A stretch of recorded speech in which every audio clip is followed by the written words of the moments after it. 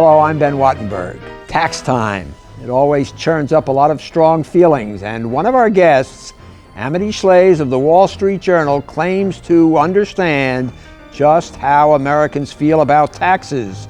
She discusses it in her provocative new book, The Greedy Hand: How Taxes Drive Americans Crazy and What to Do About It. She is joined on our panel by Gene Steuerle, a senior fellow at the Urban Institute and co-author of The Government We Deserve, and Sheldon Cohen, former chief counsel and commissioner of the Internal Revenue Service under President Lyndon Johnson, and now a partner in the firm of Morgan, Lewis, and Bockius. The topic before the House: how greedy is that greedy hand? This week on Think Tank.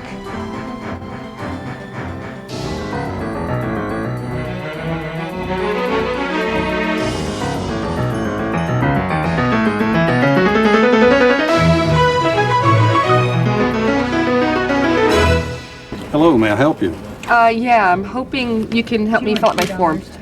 Many Americans, most all Americans are fed up with the federal tax code. In truth, this goes with the territory. After all, America was a nation born out of a tax revolt.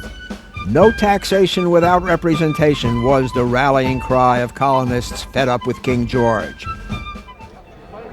125 years after the nation's founding and after decades of argument, the United States ratified the 16th Amendment, creating a federal income tax. And when it started in 1913, the tax code was a mere 14 pages long. In the time since, America has grown fast, but the tax code has grown faster, much faster. It is now over 17,000 pages long. Today, unlike in colonial times, we have an abundance of representation, but some would argue an overabundance of taxation. But is this, as Justice Oliver Wendell Holmes once said, the price we pay for a civilized society? Well, there's an argument, and it depends who you ask. One side points out that almost 60 cents of every dollar goes to highly popular and important programs such as Social Security, medical care, and national defense. The rest, they say, goes to finance national parks, air traffic controllers, highways, and much else of real value to Americans. And beside, they say, Americans aren't taxed nearly as much as citizens of other advanced nations. But, claim others, the total tax burden, that's federal, state, and local taxes combined, has never before taken a greater bite of personal income. These critics say that in a time of budget surplus, the government should give some money back to the taxpayers. One thing all sides agree on is that the current tax code is way too complicated. After all, Americans spend over 5 billion hours per year preparing their taxes, and according to Amity Shlaes in her new book, Americans paid $100 billion more in taxes than they needed to in 1997 because of confusion and uncertainty. Perhaps a big, complex government like America's necessarily ends up with a big, complex tax system. Perhaps not. What are some of the possible alternatives? To answer these and other questions, Think Tank is joined by our expert panel. Amity Shlaes, thank you for joining us. Gene Steuerle, Sheldon Cohen. Let's divide this into three parts. One, about the tax code. Two, about whether government is spending too much, as I think Amity believes. And third, what should we do about it? Your book, the beginning of your book, has a catalog of horror stories about the tax code. Why don't you give us just a sampling, and just so we can know what we're talking about? Well, very important aspect to the book is the degree to which taxation is hidden and complicated. And there's plenty of evidence people feel that today. For example, more people turn to professional tax preparers than they have before at any point in our history. And this when we have TurboTax, when we shouldn't be needing professional preparers as much, or people find themselves in brackets they didn't expect to be in. And we have a code that if you're left-handed on Tuesday, it rewards you. You're right-handed on Wednesday, it punishes you. Often there's perverse result. The famous marriage penalty. High end of the scale, bottom end of the scale. Couples find that when the woman works, she pays the tax higher than she might pay if she were single. Women have a tax bracket of their very own, married women who work. It's not right, and a lot of it's because of complexity. Big problem. I testified in 1986 when the 1986 Act, which was allegedly for simplification, was working its way through. I testified against many of the proposals, including the elimination of the marriage supplement, that is, the married person The old deduction got up to $3,000 credit against the tax. And I remember my exact words. I testified that any bill that rewards me, lowered my taxes, and hurts my children can't be good for America. And my children had child care deductions. They had the marriage, double workers' families, and a variety of things of that nature. Now, anytime you change the existing structure, it is complicated. So that we start with the problem that Amity mentions, that is, that the code is complex. But put on top of that the fact that the Congress, whether it be Democrat or Republican, really makes no difference.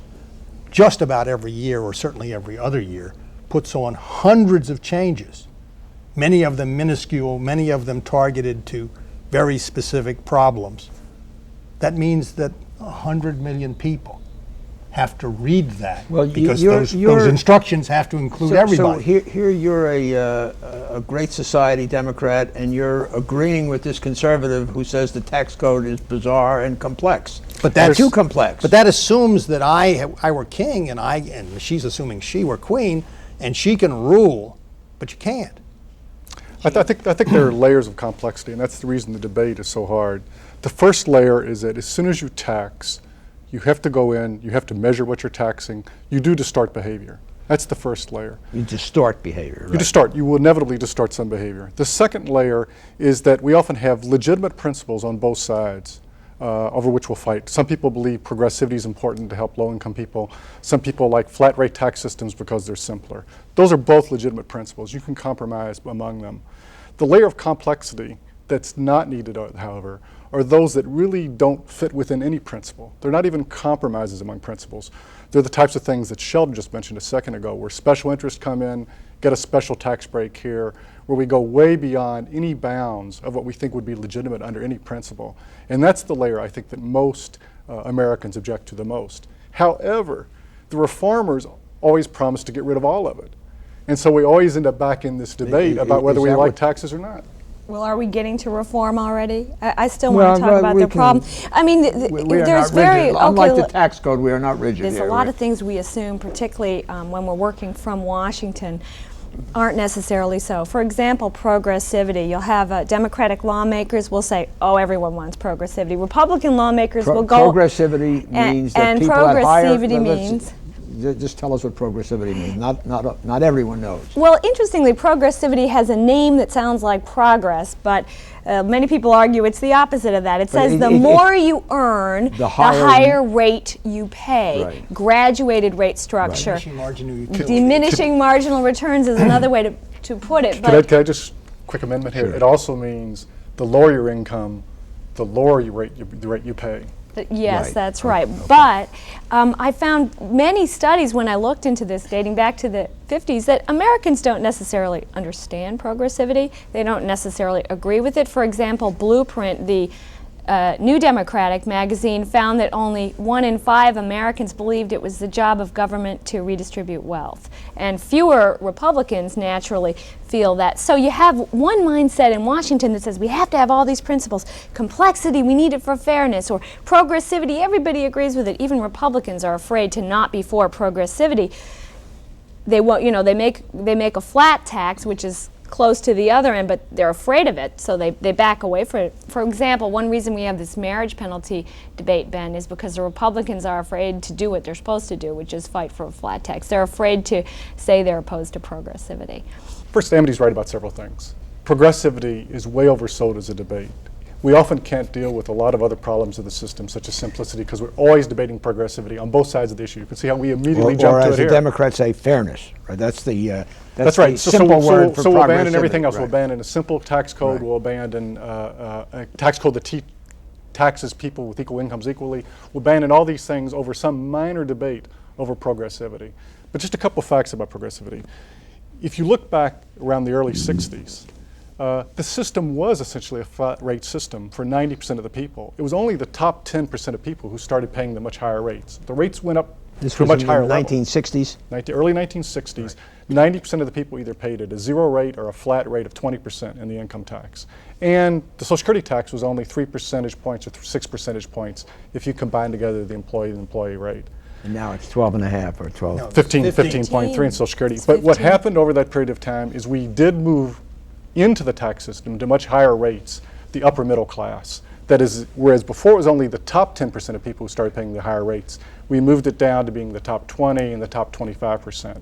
And that did have an impact. In fact, it's one reason why Ronald Reagan won back in the late 1970s when that rate went up. But second fact real quick, the highest tax rates are paid by very low income people when you combine together the effect of both the tax Yes. system and the welfare systems, because they start losing their earned income credits and they lose their food stamps and they pay higher But taxes. that's they pay Social because you Security count taxes. in Social Security and Medicare, and there you're really buying a service. But if You're you're worried about buying distorting- you're buying a pension. I mean, you haven't lost that money. If you're worried about distortions, economists emphasize it's the last dollar you earn that you want to look at the most, because that's where you're making your choice right now.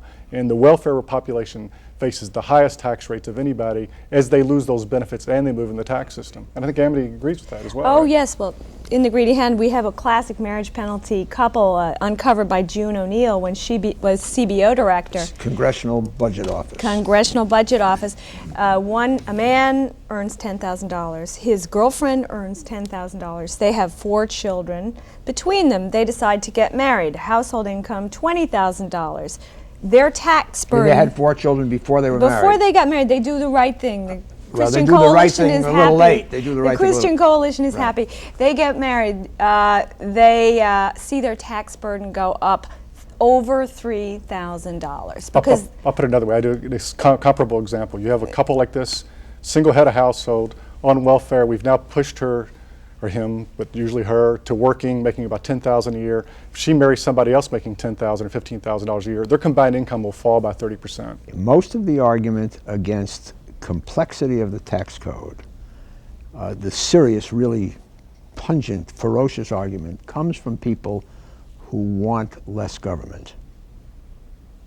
Is that the hidden agenda of tax reformers? Is not just to make it simple, but to make it simple and lower, to starve the tumor, so this terrible government of ours. But Ben, I mean, you're talking. is that fair? Yeah, but you're not talking about a secret group. You're talking about most people.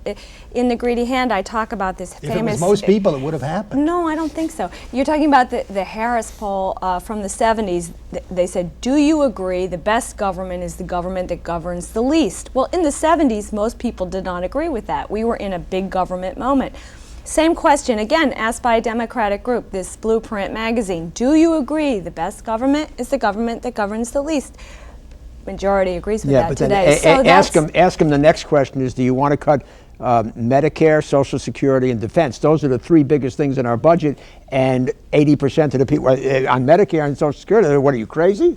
So, well, I mean, there is complexity in this complexity. There's complexity. In The Greedy Hand, I tell about an episode from the Honeymooners, Jackie Gleason, Ralph, the bus driver, called The Income Tax, which you can buy on Amazon.com, because I did.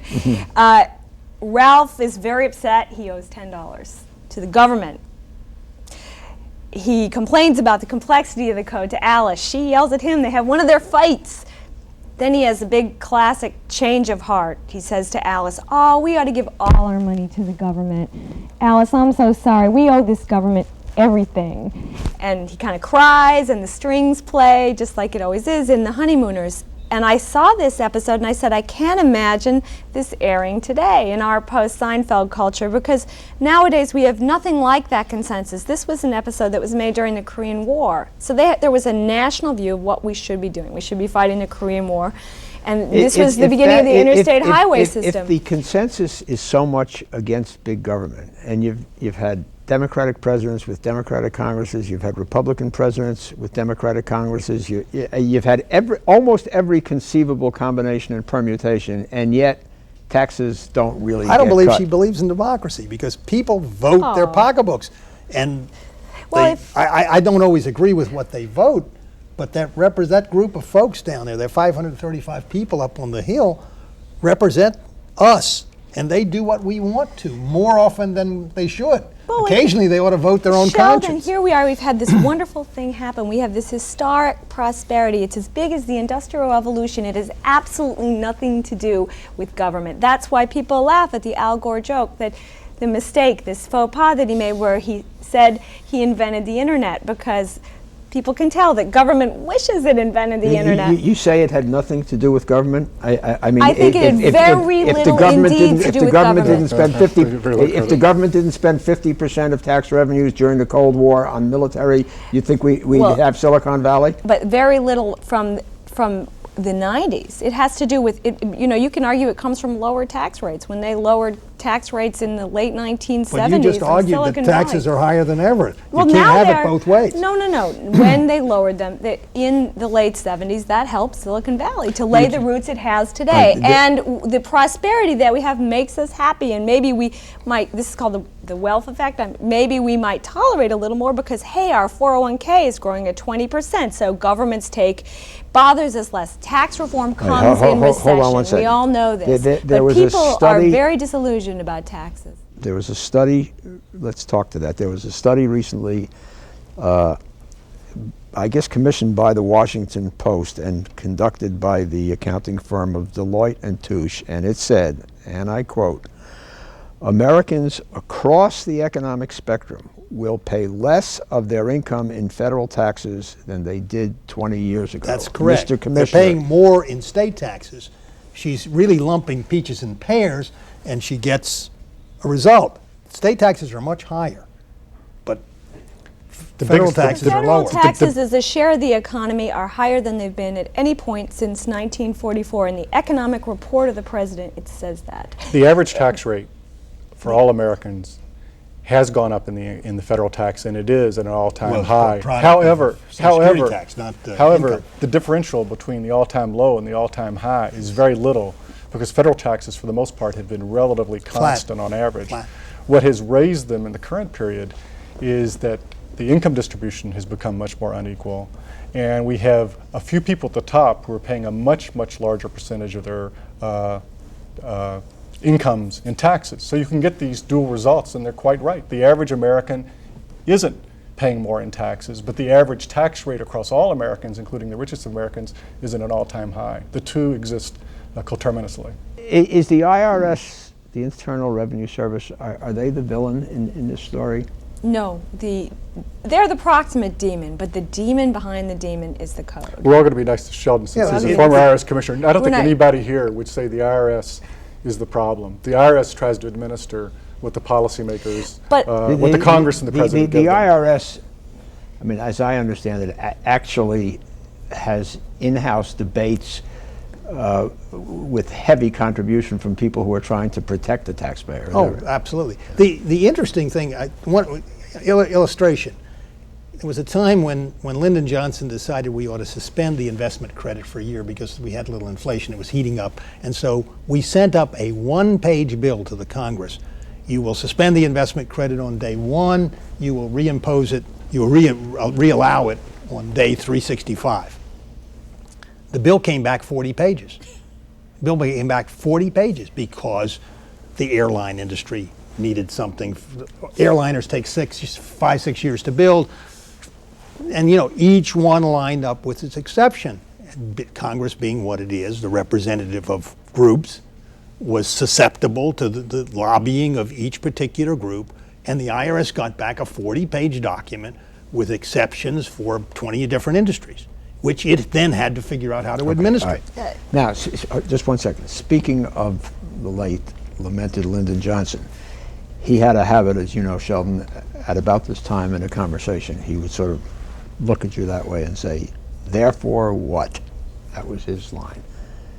Therefore what? Therefore discipline in the Congress. Well, Therefore what should, what? No, what should we do? Therefore You have a what? in Therefore the what? greedy hand, you have a list Yes. of things we should do. One of them is to have a constitutional amendment never to allow federal taxes to go above 25%. Is that right? 5 or 6 principles that I All right, lay can out. you One rattle is them off that really taxes quickly? need to be simple. They need to be visible.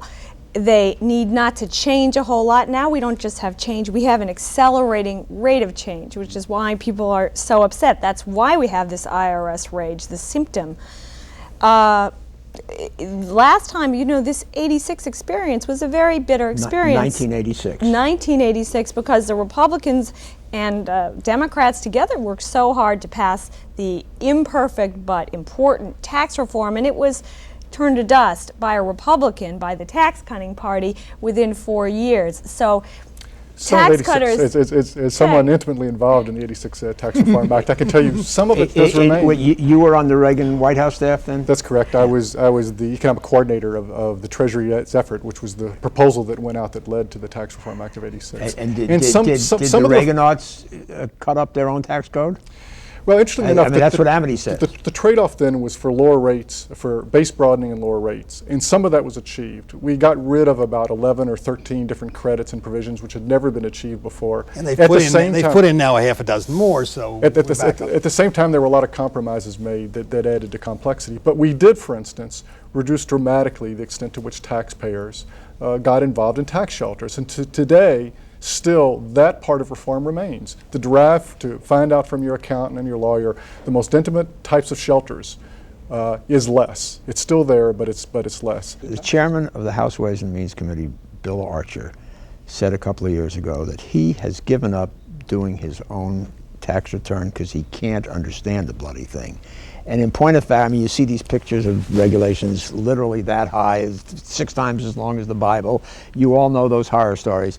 It seems as if, you know, the government, we're all agreed, the government needs some money.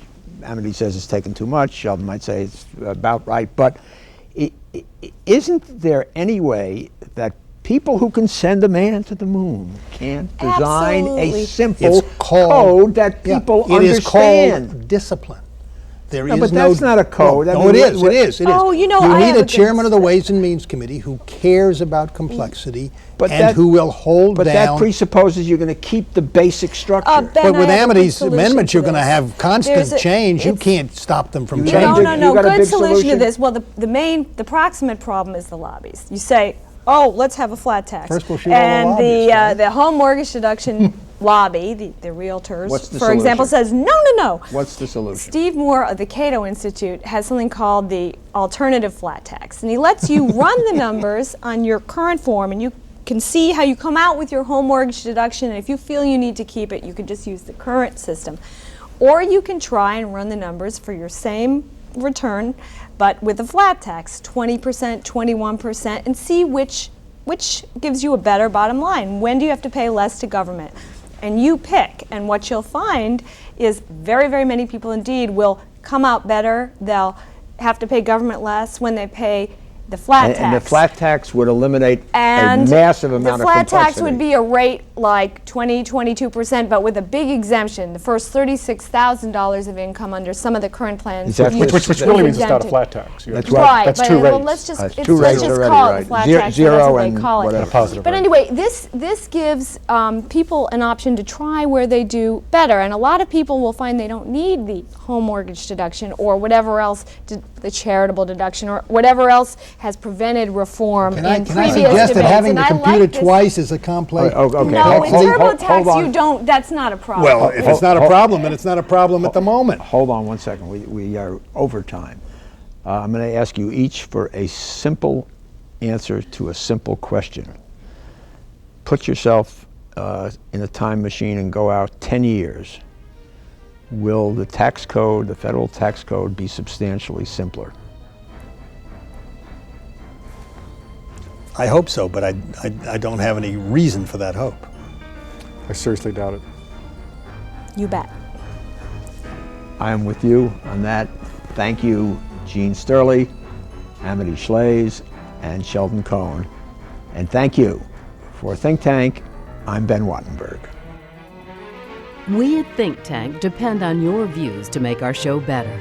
Please send your questions and comments to New River Media, 1150 17th Street Northwest, Washington, D.C. 20036.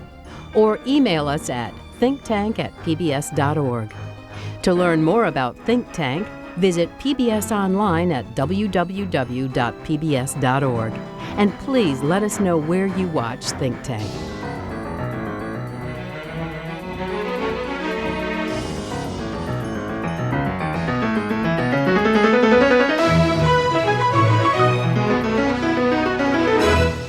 This has been a production of BJW Incorporated in association with New River Media, which are solely responsible for its content.